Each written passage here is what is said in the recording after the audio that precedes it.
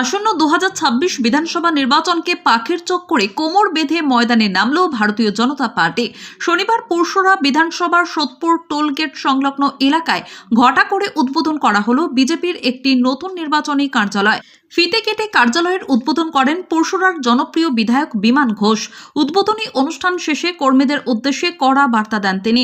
বিধায়ক স্পষ্ট জানান, এখন থেকে বুথ স্তর থেকে সংগঠনকে মজবুত করতে হবে। 2026 সালের বিধানসভা নির্বাচনে জয়ের লক্ষ্য নিয়ে আজ থেকে প্রস্তুতি শুরু করার আহ্বান জানান তিনি। এদিনের অনুষ্ঠানে রাজনৈতিক হেভিওয়েটদের উপস্থিতি ছিল চোখে পড়ার মতো। উপস্থিত ছিলেন পরশুরার বিধায়ক বিমান ঘোষ, খানাকুলের বিধায়ক সুশান্ত ঘোষ, এছাড়াও বিজেপি জেলা কমিটির ও বিধানসভার একাধিক শীর্ষস্থানীয় নেতা নেত্রী এবং অসংখ্য কর্মী সমর্থকেরা। রাজনৈতিক মহলের মতে নির্বাচনের অনেক আগে থেকেই এই ধরনের কার্যালয় খুলে দেওয়া এবং কর্মীদের সক্রিয় করা বিজেপির রণকৌশলেরই অংশ। সোদপুর টোলগেটের মতো গুরুত্বপূর্ণ এলাকায় এই কার্যালয়টি আগামী দিনে ওই অঞ্চলের দলীয় কর্মকাণ্ডের প্রধান কেন্দ্রবিন্দু হয়ে উঠবে বলে মনে করা হচ্ছে। কার্যালয় উদ্বোধনকে কেন্দ্র করে এদিন বিজেপি কর্মীদের মধ্যে ব্যাপক উৎসাহ ও উদ্দীপনা লক্ষ্য করা যায়। সৌমেন্দ্রনাথ ভক্তের রিপোর্ট, ক্রাইম প্রেস বেঙ্গল।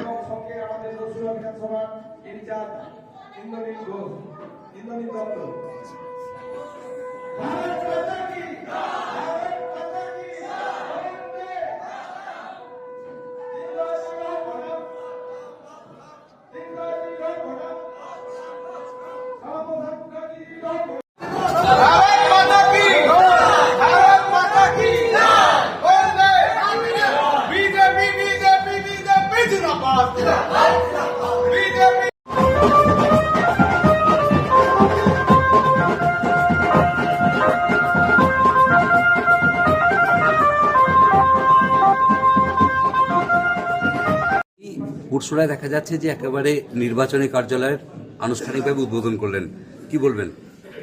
পরশুরা তো তৃণমূল আছে নাকি? পরশুরা তৃণমূল নেই। মানুষ তোলামূলকে এখান থেকে তুলে ফেলে দিয়েছে। 2019 থেকেই শুরু করেছিল প্রসেস। 19-এ 22,000, 21-এ 28,000 প্লাস, আর 24-এ 24,000, আর 26-এ 50,000। এখানে থাকবে না যে কটা ইঁদুর, ছুটি ইঁদুর না, নেংটি ইঁদুর, যারা ঘুরে বেড়াচ্ছে এদিক ওদিক করে খুঁজছে যে কোথায় চাল একটু পাওয়া যাবে খাবো, তাদের উদ্দেশ্যে বলে রাখি একটা দানাও মিলবে না, চাল তো দূরের কথা। আমাদের কার্যালয় এখানে উদ্বোধন হলো সোদপুরে। এই কার্যালয় থেকে ইলেকশন পরিচালনা হবে। তো সেই কার্যালয় থেকে আমাদের সমস্ত দলের কর্মী, কার্যকর্তা, সমর্থক সবাই যারা আছে সবাই এখানে উপস্থিত থাকবে এবং এখান থেকে আমরা নির্বাচন পরিচালনা করব। বাজেট নিয়ে কিছু বলুন। পশ্চিমবঙ্গ বাজেট তো মমতা ব্যানার্জির স্বেচ্ছাচারিতা। এক তো হচ্ছে 4 মাসের বাজেট, এটা এপ্রিল পর্যন্ত বাজেট। ভুরি ভুরি মিথ্যা প্রতিশ্রুতি বাজেটে আমি ছিলাম, অধিবেশনে ছিলাম, তার জন্যই দুদিন এখানে থাকতে পারিনি। তো সেই অধিবেশনে থেকে আমার একটা কথাই মনে হয়েছে, নাটক কাকে বলে সেটা মমতা ব্যানার্জি ছাড়া কেউ জানে না। পয়সা লক্ষ্মীর ভান্ডারে 500 টাকা করে বাড়ানোর কথা বলছেন উনি, যুবদের 1500 টাকা দেওয়ার কথা ভাবছেন, কিন্তু বেকারদের চাকরি নেই। আর সবাইকে ওই 500,000 করে দিয়ে ভাতা দিয়ে যে পশ্চিমবঙ্গকে আবার পশ্চিম বাংলাদেশ বানাতে চায়, এটা মানুষ, বিশেষ করে সনাতনীরা বুঝে। আগামী দিনে 2026-এ একটা হিন্দুও মমতা ব্যানার্জিকে ভোট দেবে না। শুধু মমতা ব্যানার্জি নিজের ভোটটা নিজে পাবে, কোনো হিন্দু মমতা ব্যানার্জিকে ভোট করবে না।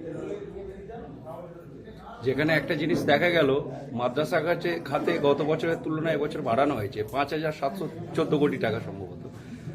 তো এই বিষয়টা যেখানে আপনাদের পশ্চিমবঙ্গের শিক্ষা কাঠামোর হাল দেখতে পাওয়া যাচ্ছে উনি তো নিজেই বলেন যে গরু দুধ দেয় তার লাথি খেতে প্রস্তুত আছে।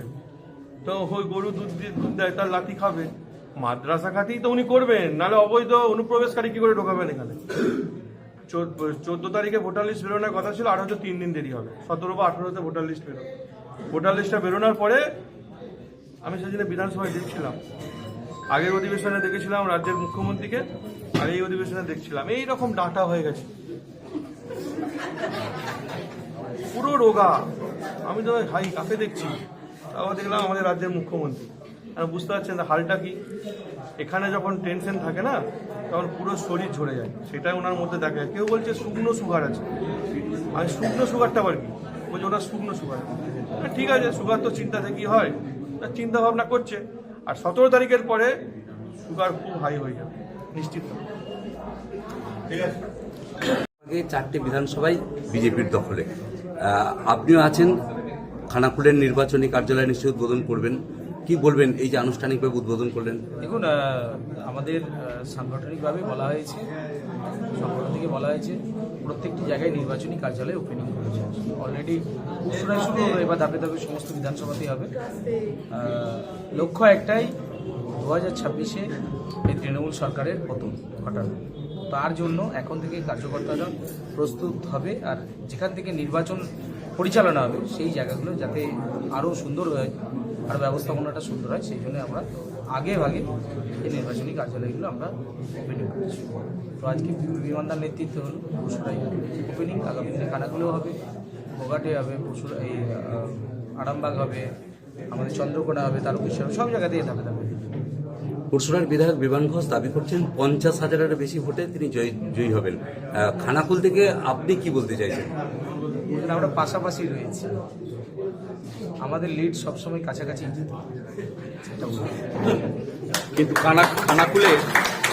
খানাকুলের যে মাটি, ওখানে রক্তরঞ্জিত ভোট পরবর্তী দেখতেই পাই। তো এবছরের লড়াইটা আরো কঠিন হবে। খানাকুলের রাজনৈতিক ইতিহাস যদি আপনি দেখেন, সেই শুরু থেকেই খানাকুল বরাবর রক্তে রাঙা হয়েছে। সিপিএম এর আমলে 34 বছর এখানে লাল সন্ত্রাস চলেছে। গড়বেতা, কেশপুর, যে স্টাইলে ওখানে সন্ত্রাস হয়, খানাকুলে একই স্টাইলে সন্ত্রাস সারা বছর লেগে থাকে। তো এই সন্ত্রাসকে মোকাবিলা করেই আমরা ওখানে রাজনীতি করছি, আগামী দিনেও করব। বর্তমানে তৃণমূল কংগ্রেস সন্ত্রাসের রাজনীতি চালাচ্ছে, তো পাল্টা ভারতীয় জনতা পার্টি ওখানে তৈরি আছে।